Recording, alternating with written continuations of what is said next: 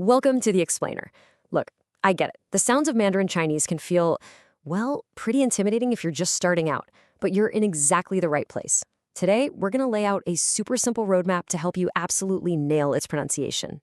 All right, so here's the game plan. We're going to start with why pronunciation is your secret weapon. Then we'll break down Mandarin sounds into 3 incredibly simple building blocks. After that, we'll crack the infamous tonal code, handle those tricky sounds that trip everyone up, and finally, map out your path to practice effectively. First up, let's talk about why focusing on pronunciation is a genuine superpower when you're learning language. Seriously, it's the one thing so many people try to skip, but trust me, getting it right from the get-go saves you a world of hurt later on. And here's the key insight, the real secret sauce. Great pronunciation isn't just about what comes out of your mouth. It's about rewiring your ears. When you can physically make a sound yourself, your brain suddenly gets way better at hearing and recognizing it. It's a massive shortcut to boosting your listening skills. So think of it this way. Nailing pronunciation from day one is like building the foundation of a house on solid rock. It helps you understand so much more of what you hear, which just naturally turbocharges how fast you absorb the whole language. It really is a learning accelerator. Okay, so we've covered the why. Now for the how. We're going to pull back the curtain and deconstruct Mandarin sounds, and you're about to see that it's way, way simpler than you might think. The map for all of this is the official system called Pinyin. It's basically a cheat code that lets us write out all the sounds of Mandarin using the letters you and I already know. You master this, and you hold the key to pronouncing literally any word in the language. And here's the beautiful part. Every single syllable in Mandarin, every single one, boils down to just these 3 things. An initial, which is the consonant at the start, a final, the vowel sound that follows, and a tone, which is the pitch. That's it. Master these 3 parts, and you can build any word. All right, let's dive into the part that scares a lot of people off, the tones. But getting these right is the difference between saying ma for mother and ma for horse. So yeah, they're important. But I promise, once you see them through a couple of simple analogies, they become so much less intimidating. Let's just break these down. The first tone is high and flat, kind of like you're holding a note while singing. The second tone rises up, just like your voice does when you ask, huh? The third tone is my favorite, the zombie tone. It's a low, dipping, croaky sound. The fourth is a sharp, falling sound, like you're saying a firm no. And the fifth, it's just a quick, light, neutral tap with no real pitch of its own. Now, here's a pro tip. Tones are not always set in stone. You know how in English, want to can kind of smush together into wanna? Well, Mandarin tones do the same thing.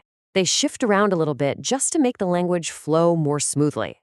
And here's the most common example of that. When you have 2 of those low, zombie third tones in a row, like in ni hao, the first one actually changes into a rising second tone. But listen, you do not need to memorize a bunch of rules. The best way to learn this is just to listen and imitate what native speakers do. Your brain is a pattern recognition machine. It'll pick it up naturally. Okay, now for the so-called problem sounds. The ones that don't really have a perfect match in English. But don't worry, we've got a secret weapon that makes them surprisingly easy to master. Just 3, that's it. You heard me right. You only need to learn 3 new positions for your tongue to completely conquer all 9 of these supposedly tricky sounds. Let's do it. First up, position 1 for the J, Q, and X sounds. Here's what you do. Take the very tip of your tongue and press it gently behind your bottom front teeth. And just keep it there. It's going to feel a little strange at first, but that's just your muscles learning something new. Stick with it. All right, next up, position 2. This is for sounds like ZH, CH, and SH. Start by making the normal English sh sound. Feel where your tongue is. Now just curl the tip of your tongue back and up a little bit. That's it. That's the retroflex position, and it gives those sounds a much fuller quality. And our final position, number 3, is for Z and C.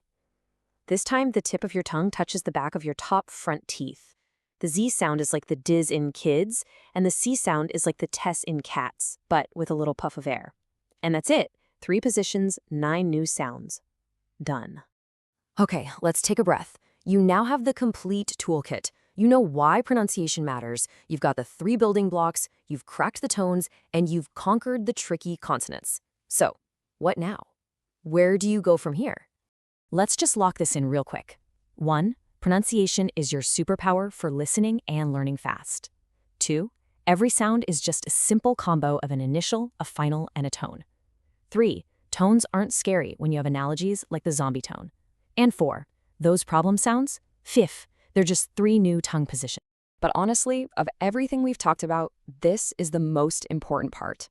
All this knowledge, it's just the map. The real journey starts now. You can't think your way to good pronunciation. The real progress, the magic, happens when you start actively listening to native speakers and just copying them. And that's our explainer. You literally have the complete map to Mandarin sounds right in your hands now. The path is clear. So the only question left is, where are you going to start your journey? It's time to get listening, get imitating, and get speaking.